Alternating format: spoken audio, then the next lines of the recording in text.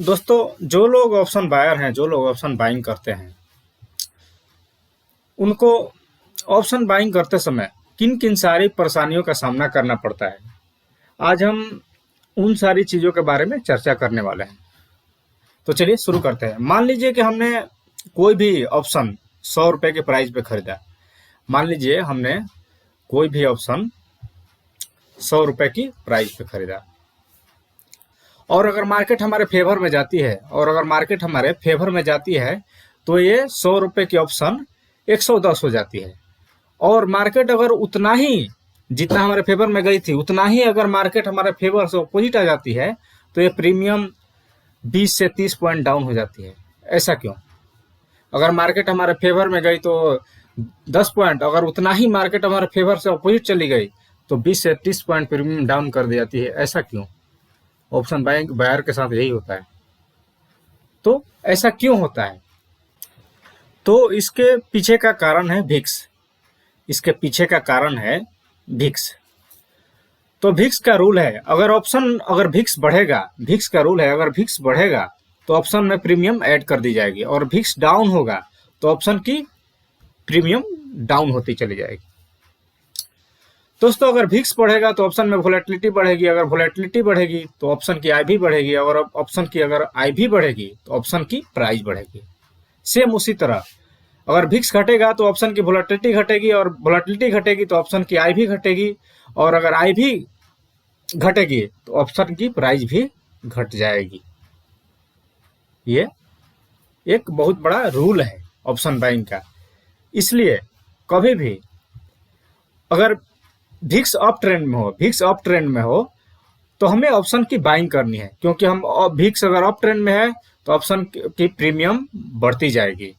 अगर Vicks down trend में है तो हमारे मार्केट अगर हमारे डायरेक्शन में भी गया तो थोड़ा ऊपर जाएगा, थोड़ा प्रीमियम बढ़ेगा, फिर डाउन हो जाएगा। 10 रुपये का प्रॉफिट होगा, फिर सेम उतना ही डाउन होगा तो 30 रुपये का लॉस हो जाएगा।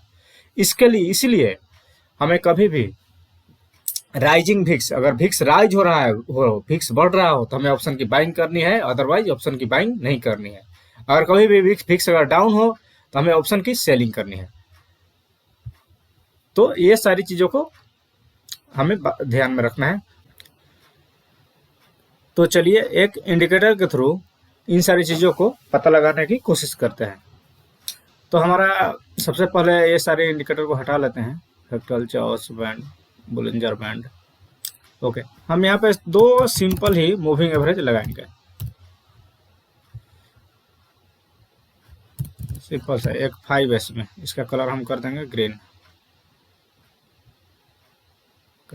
एक 9S में लगा लेंगे, 9। ये रेड है। ये सिंपल सा हमारा दो इंडिकेटर लग गया भिक्स को हमें पता लगाने के लिए। कभी भी ये रेड नीचे हो, रेड का कलर नीचे हो और ये ग्रीन ऊपर हो तो हमें बाइंग का ट्रेड लेना है, और ये दोनों के बीच में गैप भी होना चाहिए। दोनों हमारा जो मूविंग एवरेज है इसके बीच में गैप भी होना चाहिए। अगर सेलिंग के लिए है तो ये दोनों के बीच में गैप होना चाहिए और रेट हमारा ऊपर होना चाहिए। कभी भी अगर प्राइज ये रेड और ग्रीन कैंडल के ऊपर अगर कैंडल बना के ऊपर जा रहा हो, कभी भी ये कैंडल रेड और ग्रीन मूविंग एवरेज से ऊपर चल रहा हो तो हमें बाइंग करनी है, और कभी भी अगर कैंडल रेड और ग्रीन ये दोनों मूविंग एवरेज से नीचे चल रहा हो तो हमें सेल करनी है।